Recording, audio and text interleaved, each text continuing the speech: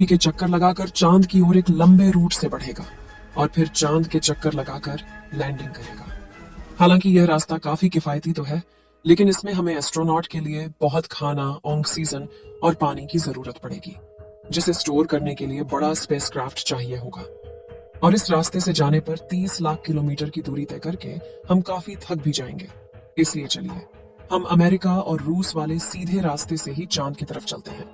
और इस रास्ते से हमें चांद पर पहुंचने में 4 से 5 दिन लगेंगे। जब स्पेस क्राफ्ट का लैंडर आपको चांद पर उतारेगा, तो बाहर आने के लिए आपको सबसे पहले अपना स्पेस सूट पहनना होगा, क्योंकि चांद पर काफी पतला वातावरण है और इसमें ऑक्सीजन मौजूद नहीं है।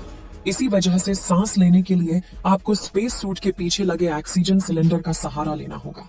स्पेस सूट पहनने के बाद जब आप चांद की सतह पर कदम रखेंगे तो खुद को काफी हल्का महसूस करेंगे। दरअसल चंद्रमा का गुरुत्वाकर्षण पृथ्वी से 6 गुना कम है, इसलिए अगर पृथ्वी पर आपका वजन 60 किलोग्राम है तो चांद पर यह सिर्फ 10 किलोग्राम हो जाएगा।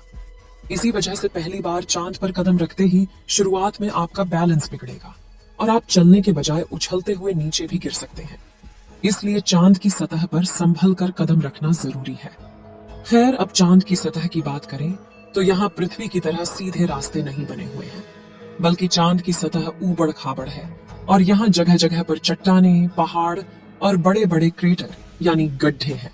चांद पर यह गड्ढे तो 20 सालों से गिर रहे उल्का पिंडों की वजह से बने हैं और ये 100 सेंटीमीटर से लेकर 25 किलोमीटर तक बड़े हैं।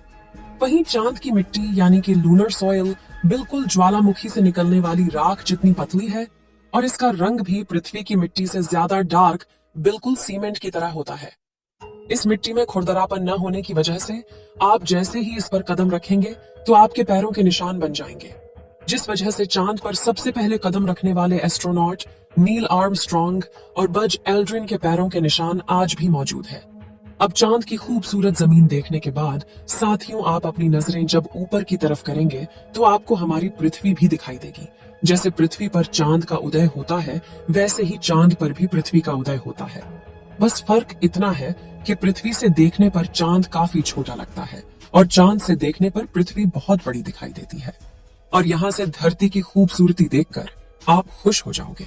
अब अगर आप चांद के उत्तरी ध्रुव पर लैंड करोगे तो आपको अपने आसपास भूतकाल में फैले हुए स्पेस मिशन के स्पेसक्राफ्ट और सैटेलाइट के टुकड़ों के साथ प्लास्टिक बैग में भरा हुआ कूड़ा भी दिखेगा।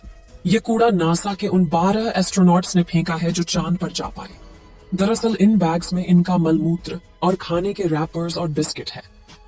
वहीं अगर आप चांद के दक्षिणी ध्रुव पर उस जगह उतरते हैं जहां 4 साल पहले चंद्रयान 2 क्रैश लैंड होकर गिरा था, तो वो आज भी आपको उतनी बुरी कंडीशन नहीं मिलेगा, क्योंकि क्रॉस लैंड होने के बाद न तो वह बारिश और न ही तूफानी बवंडर से रूबरू हुआ है। इसलिए अगर आप उसे अपने स्पेस क्राफ्ट में फिट करके पृथ्वी पर वापस ले आए तो उसे ठीक करके वापस भेजा जा सकता है। दोस्तों, आप यह तो जानते ही होंगे कि स्पेस के सभी ऑब्जेक्ट्स पर अचानक उल्का पिंडों की बारिश हो जाती है। यह तो अच्छा है कि पृथ्वी की मैग्नेटिक फील्ड इन उल्का पिंडों को या तो साइड में धकेल देती है या फिर ग्रेविटी और एटमॉस्फेयर इसे धरती तक पहुंचने के पहले ही जलाकर राख कर देते हैं। लेकिन चांद की मैग्नेटिक फील्ड पृथ्वी के मुकाबले काफी कमजोर है।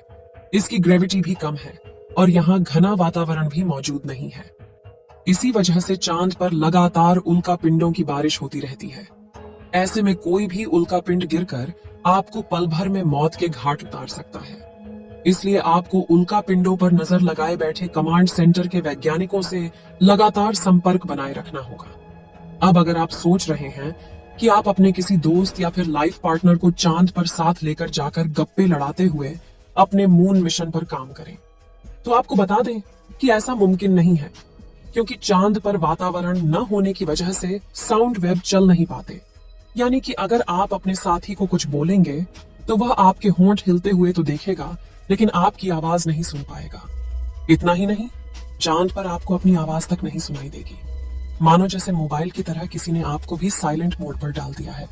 हालांकि एस्ट्रोनॉट चांद पर एक दृश्य स्पेस सूट पहनते हैं जिसमें साउंड पुश करवाने के लिए नाइट्रोजन और ऑक्सीजन की मदद से कृत्रिम वायुमंडल बनाया जाता है। साथ ही इन्हें एक माइक्रोफोन वाली हेडफोन पहनाई जाती है, जिसके जरिए यह अपने साथी और कमांड सेंटर की आवाज सुन सके और जवाब भी दे सके।